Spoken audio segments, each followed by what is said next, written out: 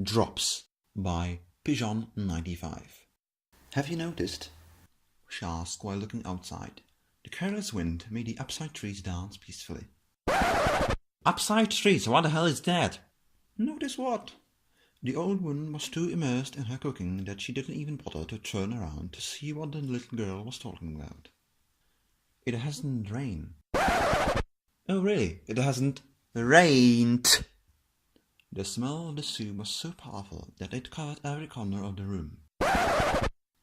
The soup! Truly, pijon95. Was it really the soup? It was the smell of soup. We didn't even talk about the soup yet, so why is it the soup? Is it some famous soup? In silence, they ate. The little girl did it with haste, and the old woman was slow, tasting every spoon of soup like her latest. Oh, latest? Well, of course, pigeon. When you eat something, whenever you grab a spoon of soup, it's always going to be your latest spoon of soup you eat. Unless you're a time traveler, I think you meant last. You think about it, like her last. That's a bit depressive. Like, is she going to die? I don't remember when the last time I saw rain was. With her tired eyes, she looked outside through the window and then smiled. There is a lot of stuff I don't remember. The girl looked at her. She had a sad smile. Are you enjoying your meal? The young girl nodded her head, and so they maintained silence until the end of that meal. The young teenager sat in her room, looking into infinity. She dreamed of the day she'd be able to see rain again. For some reason, those drops of water made her feel alive. It made her feel like someone cared for her. Looking into infinity, she dreamed of the day she'd be able to see rain again. Splice? A period ought to do the job. For some reason, those drops of water make her feel alive. It made her feel like someone cared for her. Okay, there was splice.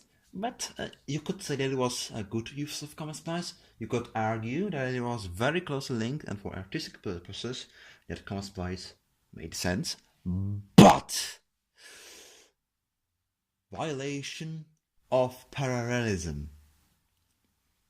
First clause, those drops of water make her feel alive. Second clause, it made her feel like. You can't just change the tense. In such a construction, you need to keep parallelism. Either, for some reason, those drops of water make her feel alive, it makes her feel like someone cares for her, or, for some reason, those drops of water made her feel alive, it made her feel like someone cared for her. Parallelism. Pigeon. When was the last time I've seen rain? When was the last time I've seen? I don't think I've seen. There is no reason for present perfect. That was supposed to be past simple. When was the last time I saw rain? She asked herself, with a non-capital S. But the only answer she received was the silence inside herself. The old woman was cooking another meal, with a long face. I remember now, she told herself, smiling again. It was a day like this, wasn't it? I remember now, she told herself, but she told herself with a non-capital S. Smiling again, it was a day like this, wasn't it?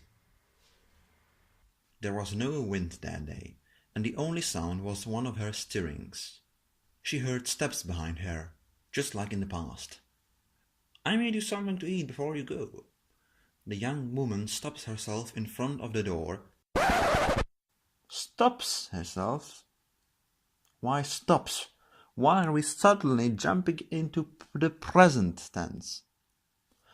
When you narrated, it is a whole story in past tense. The young woman stopped herself in front of the door. She had a big backpack on her back and was wearing her deliver cloth. Oh my goodness, Pijon! Pijon! I know! Grammarly!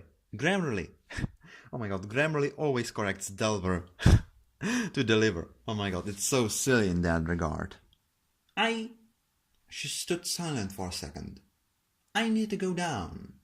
The old woman kept on smiling and gave her a bowl of soup.